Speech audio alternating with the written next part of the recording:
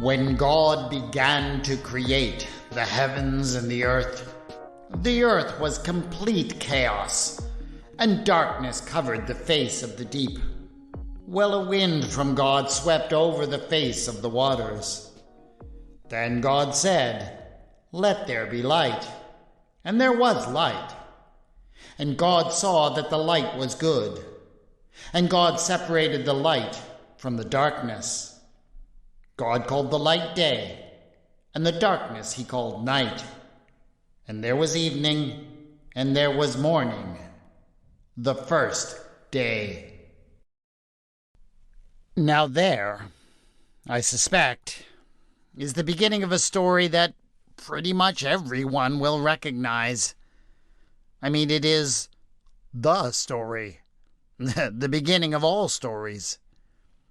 It is a story, most biblical scholars would agree, that was written down by someone who is often referred to as the priestly author. An author who is responsible for many key passages in the first 5 books of the Bible. An author who is especially concerned with things like sacrifices and priestly functions. What they don't agree on is exactly when this author, or group of authors, was active, though the consensus these days seems to be that this literature was written in the post-exilic period, sometimes during the 500s BCE. One thing does seem clear, however, and that is that many of the stories seem to be informed by the experience of the exile in Babylon. We can well imagine that some of the stories that found their way into this part of the biblical account started as stories that the exiles in Babylon told among themselves as a way to hold on to their heritage and identity in the face of a dominant and influential Babylonian culture that surrounded them. No one knows how it happened, how these stories came to be constructed. But I can't help but wonder if it happened something like this. This is Retelling the Bible.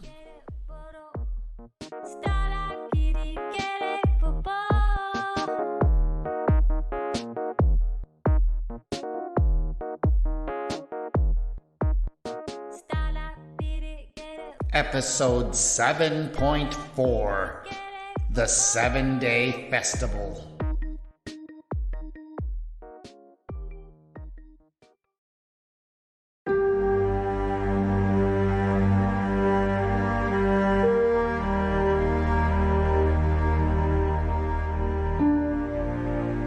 It all started with 2 men who were walking home together after the celebration of the Babylonian New Year. Both men were priests of the people of Judah, from the house of Zadok. Ever since their families had been taken away from Jerusalem and brought into exile in Babylon, they had done their best to offer spiritual guidance to their own people. It was not an easy role to fulfill. After all, they couldn't preside over the traditional sacrifices in the great temple in Jerusalem. The temple was gone now. They also struggled because the God, Elohim, who had seemed so very near to them when they were in their own land, felt distant and absent in this foreign place. They were doing their best to try and hold on to their traditions and to preserve the rituals and practices that they had known when they were back home. But it all seemed so abstract and unreal here. And the worst part was that what had once been the central part of their life, their role as priests, had now become little more than a side hustle. They were required to attend to and work for their Babylonian masters throughout the day, leaving so little time and energy to attend to their people. What they had been subjected to on this day had been even worse. They had been forced to attend as servants for the Babylonian New Year celebration. They had stood on the margins and watched as the Babylonians celebrated their great god, Marduk. Today, they had done so by recounting the story of how Marduk had become the king of all the gods. "I swear to you by Yahweh," complained the elder of the two priests, "if I hear one more time today how great Marduk is, I think I'm going to explode." "I know exactly what you mean," laughed his younger companion. "I mean, that story was so long and boring. But if I understood it correctly, the Babylonians seem to believe that their god, Marduk, brought the world as we know it into being, because he was the only god who was not afraid to battle the great monster of the deep. What was her name?" "Tiamat," replied his companion. "That's right, Tiamat. He defeated her by ripping her in two. He separated the water above from the water below, placing between them the great dome of the heavens. Thus did Marduk create the world in which we live." "Ridiculous." "Of course it's ridiculous," agreed the older priest. "Why, it must be our God, Elohim, who created the heavens above and the earth below. And Elohim would not need to accomplish such a thing with violence. Why, surely a word would be enough to bring it all to pass." "Yes, yes," replied the younger. "And surely all of the other things that the Babylonians say that Marduk did by force, our God could accomplish by merely speaking. These Babylonians, they think that force and power is the answer to everything. But Elohim rules by bringing justice, order, and organization to the universe through his word and wisdom, not by violence. The Babylonians say that Marduk imposed order on the universe by placing lights in the dome of heaven and using them to mark the times and seasons, that he opposed the limits on the sea and placed the animals and the people in their proper places. But I cannot escape the feeling that it was Elohim who accomplished these things, and did so in quite a different way." The two men walked along in quiet reflection for some time, until finally the elder voiced what was bothering him. "I am concerned for our people," he said. "Here they are, constantly surrounded by the Babylonian way of thinking, and it is the way of Marduk.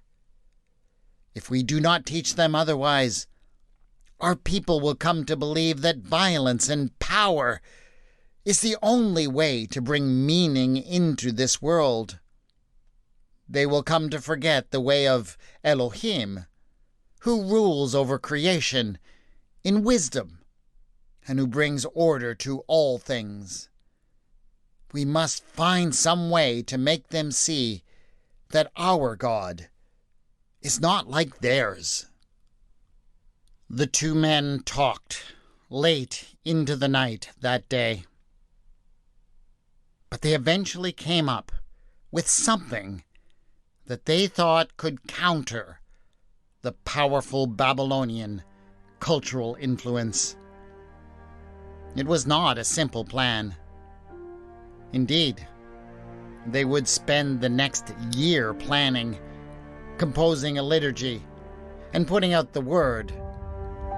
But by the time the next New Year celebration came, they were ready to see all their dreams come to fruition.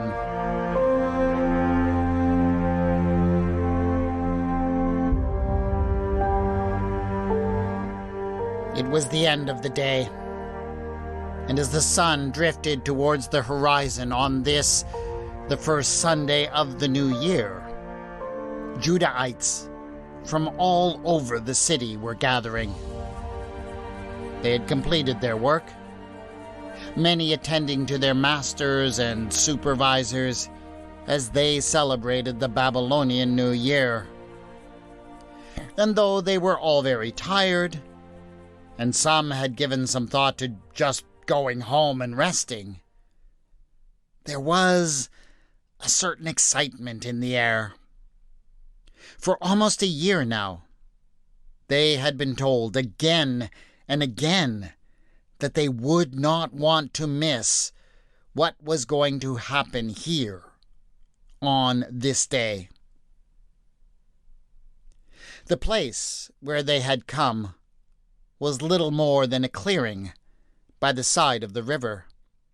But it was a place where the ground formed a natural amphitheater.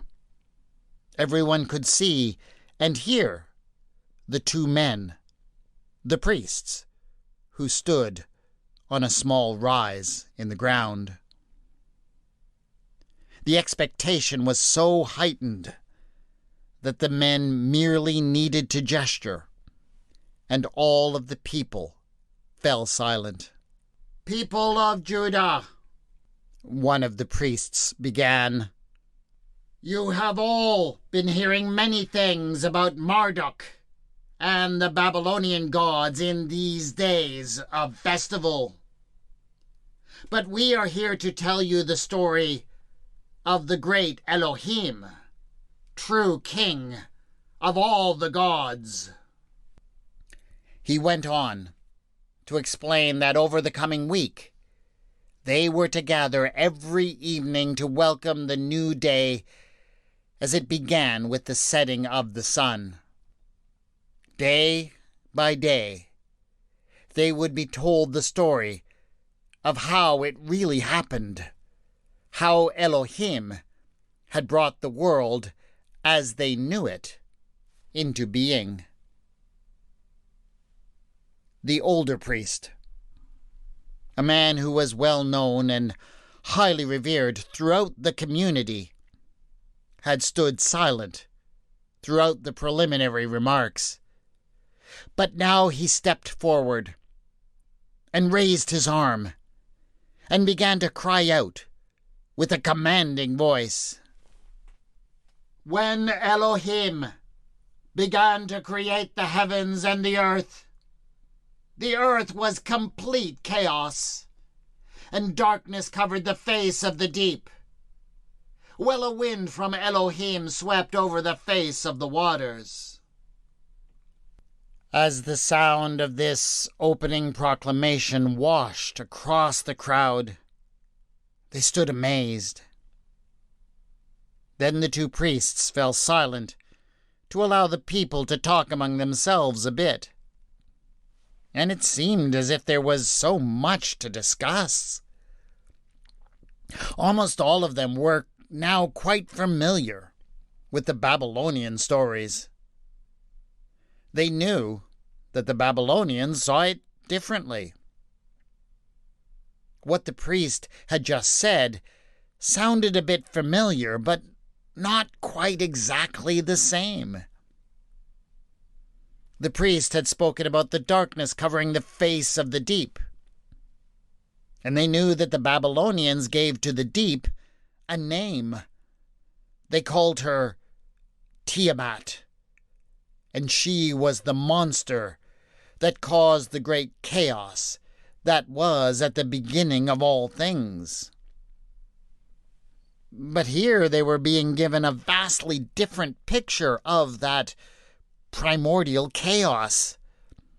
Instead of a terrible monster that needed to be slain, there was this picture of the wind of Elohim brooding over the deep, almost like a bird brooding over her young.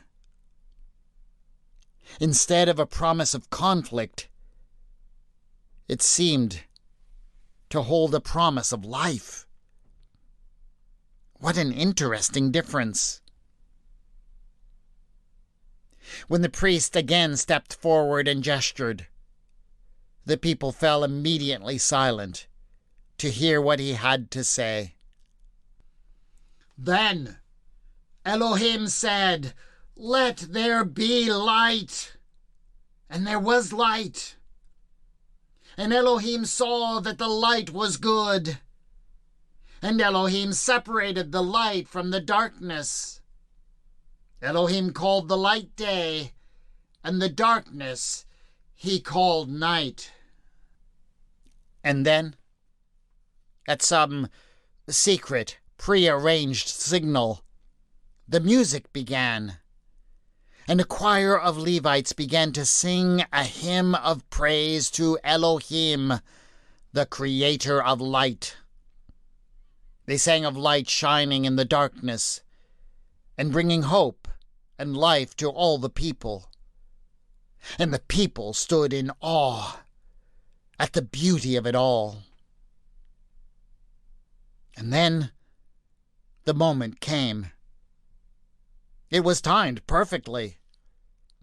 Just as the sun hit the western horizon, shining forward in ruby-colored splendor, the music came to a stop. The day, the first day of the week, was finished. For the Babylonian day was counted to begin with the setting of the sun, and not its rising. And the Jews had already adopted this reckoning. Silence was allowed to reign over the crowd until the priests began to solemnly intone, "There has been evening, and there has been morning. The first day is done. Return tomorrow, and we will continue to celebrate Elohim, the Creator."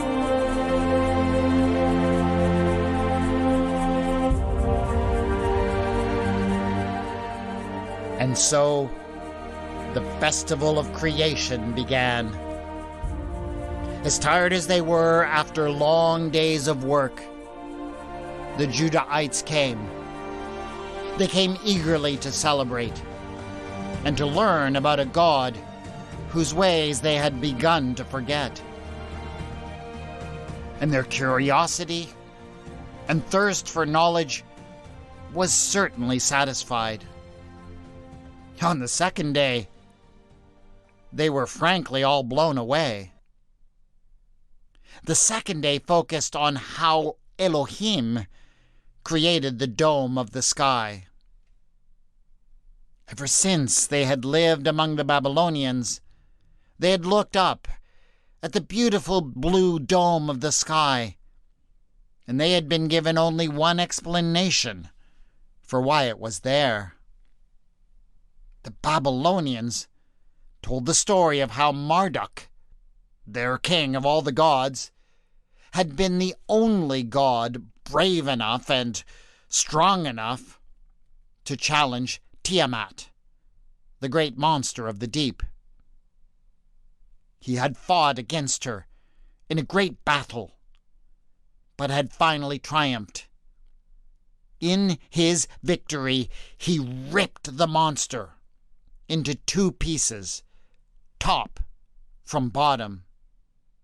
Thus, he created a space between the water above and the water below. It was, to be sure, a rather exciting and engaging tale. A real edge-of-your-seat nail-biter. If you didn't already know how it was going to end anyways. But it was also a little bit disturbing. It seemed to be saying that the earth itself had been built upon a foundation of strife and violence. Imagine their surprise, therefore, when they heard a very different story from the narrating priests. Yes, they spoke of the waters above being separated from the waters below, as the dome of the sky was erected as a solid barrier between them. But instead of being accomplished through a terrible battle, the priests insisted that all of this had been accomplished, once again, with a word of power. Many found that idea of the forming of the universe to be more reassuring, somehow. The next day, the third day of the festival, the priest told the story of Elohim dividing the waters below the dome of the sky and creating dry land. But then, once the priest had continued that story by saying, "Then Elohim said, 'Let the earth put forth vegetation, plants yielding seed, and fruit trees of every kind on earth that bear fruit with the seed in it.'" That declaration was punctuated not merely with song, but also with a feast. The fruits and vegetables of the land were brought forward, and the people invited to eat. Thus, when the priest said that Elohim declared these things to be good, the people still had the taste of that goodness on their lips as they cried out in agreement. And somehow, it always worked out that the celebrations were timed perfectly to come to an end as the sun hit the horizon.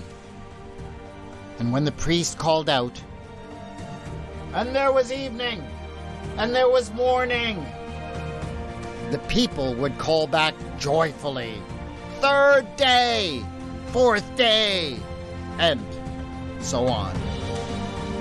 They were really getting into this.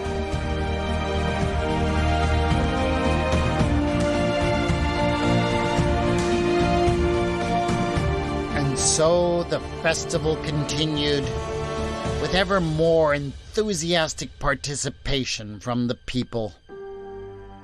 On the fourth day, they celebrated how Elohim created lights upon the dome of the sky. The sun, moon, planets, and stars were to move across the face of the firmament and regulate the passage of times, the seasons, and the festivals of the people. Again, this was something that the Babylonians declared that Marduk had done, but for the people of Judah, just being able to say and believe that it was their God who had ordered the times and the seasons gave them a thrill of pride and joy that was far too absent from their daily lives. On the fifth day, the priests declared that Elohim had brought forth life from the seas and from the skies in the form of fish and fowl. Of course, this was accompanied by yet another feast on the bounty of the seas and the skies. As the day ended, the people left well satiated once again, with the cry of "Fifth day" on their lips.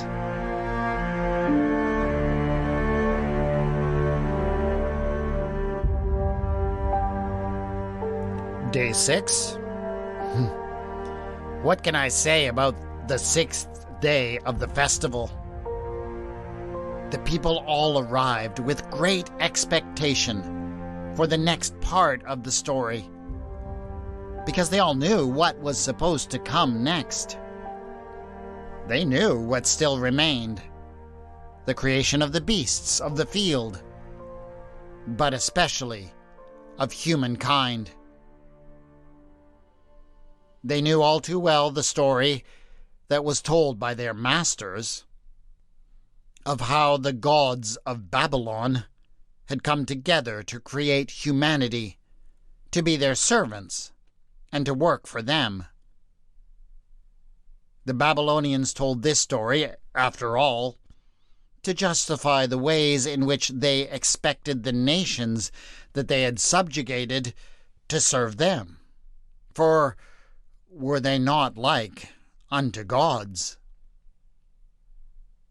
The people of Judah also knew that the Babylonian story was yet another bloody tale. Indeed, it was literally bloody, for the Babylonians declared that the human race had been formed out of the blood of yet another divine victim, the blood of Kingu, husband of Tiamat. And so the people wondered what new spin their priests might place upon such a tale. They were not disappointed. The story they told of the creation of the beasts of the field was similar to the pattern of the telling on previous days.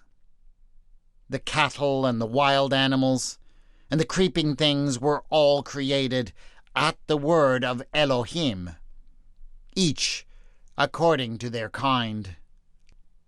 But then there was a pause, and the people leaned forward in anticipation.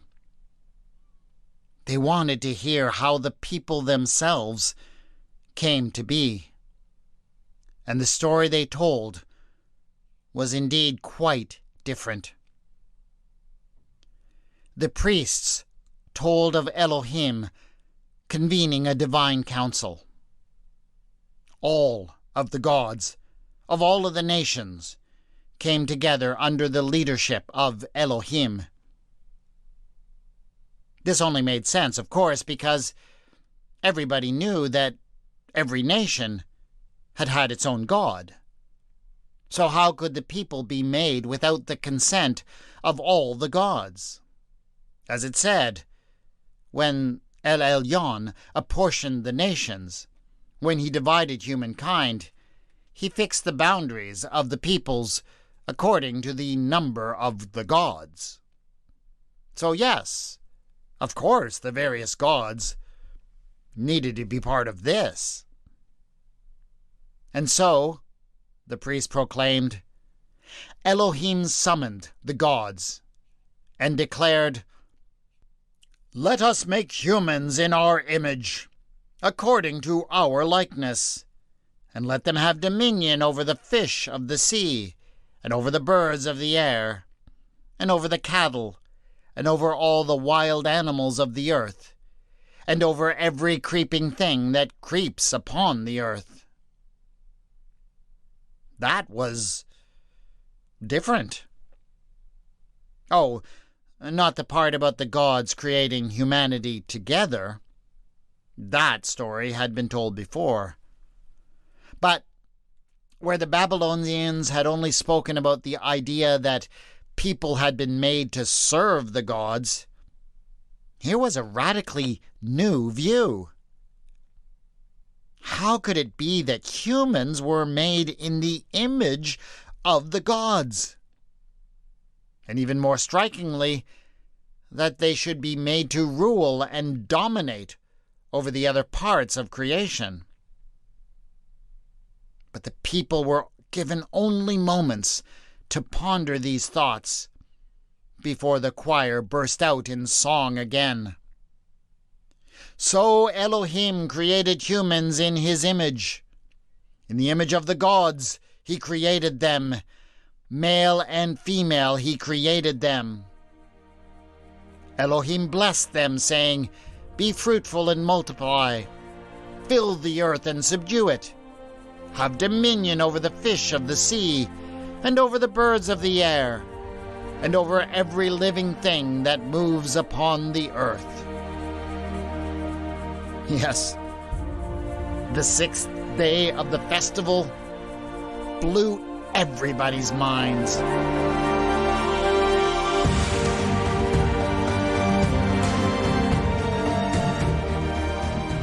The people were surprised to hear that the festival was going to be held over for a seventh day. Had they not already celebrated everything that had been created by now?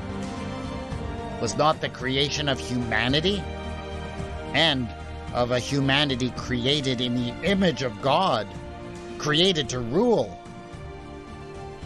was that not the very pinnacle of creation? I mean, where could the story go from there? As Saturday, the seventh day of the week, drew towards sunset, they came together, as they had been asked to do, because they wanted to know. They remembered, as they came, how the seventh day of the week had always been a very important day back when they lived in the land of Israel. It had always been a day of special celebration and worship. In particular, it had been the one day a week when everyone in their society, slave and free, rich and poor, could rest alike from their labors. They still carried many fond memories of Saturdays back in the land. But, of course, their Babylonian overlords did not much like the idea of their captive workers who lived among them taking whole days off from their work. As a result, the observation of the seventh day had largely fallen into neglect among the captives. But they still remembered that it was a special day. And there were some who wondered whether the priests might speak to the old observance today. But even those who were expecting something along that line were surprised at what they heard. When the moment was right, and everyone was leaning forward to hear, the elder priest stood forth, and he began to orate. "Thus the heavens and the earth were finished, and all their multitude. On the sixth day God finished the work that he had done, and he rested on the seventh day from all the work that he had done. So God blessed the seventh day and hallowed it, because on it God rested from all the work that he had done in creation." And all of those who were there on that day, the final day of the first great festival of creation, never forgot and never lost the fire that had been kindled within them by the words that they heard. On that day, they discovered that the observance of the seventh day, a day of rest and radical equality, was not just some old provincial custom that could be safely ignored. It was something that Elohim had built into the very structure of the universe. That would ever after make them think differently about the work demands that were placed upon them. The Babylonians might not like it, but the experience of hearing this story had awakened a new self-respect among them.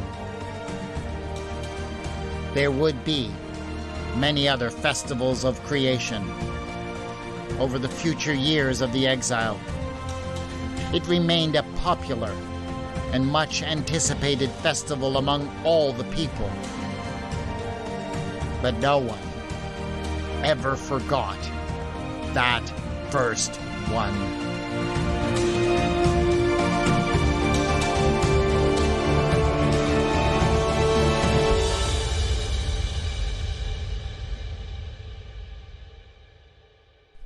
Nobody knows exactly when or how the famous account of the 7 days of creation was constructed.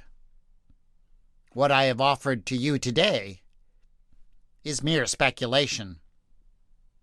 But it is speculation based on a few observations. The story seems to have been told with some knowledge of the Babylonian creation myth, which was recited as part of the New Year's celebrations in Babylon. Even more important, it seems to have been told in order to counter, to a certain extent, the content of the Babylonian tale.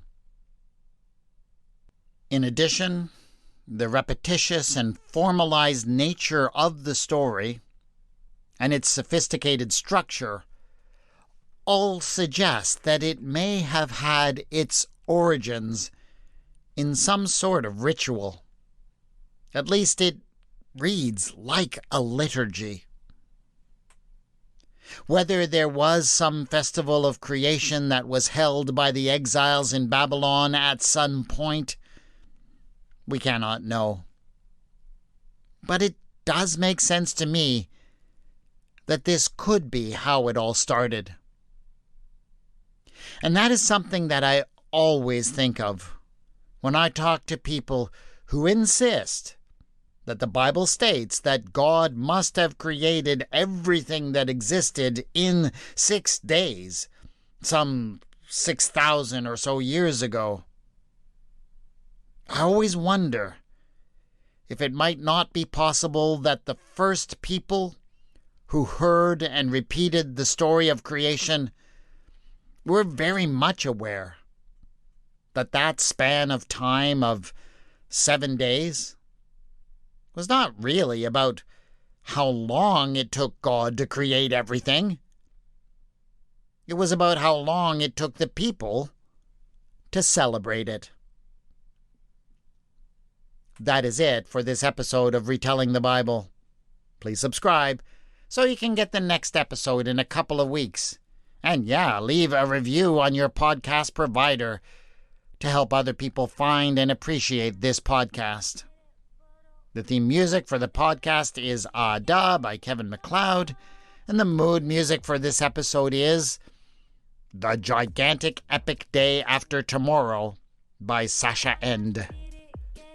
The music is licensed under the Creative Commons and can be found at filmmusic.io. You can contact me on Twitter at Retelling Bible, on the Facebook page Retelling the Bible. Show notes for this episode have been posted at retellingthebible.wordpress.com. Thanks again to my Patreon supporters who back this podcast, and welcome to my new supporter, Karen Escobar. You're amazing. If you'd like to join them or discover the benefits they receive, go to patreon.com/retellingthebible. This is Retelling the Bible, and I have been your storyteller, W. Scott McCandless.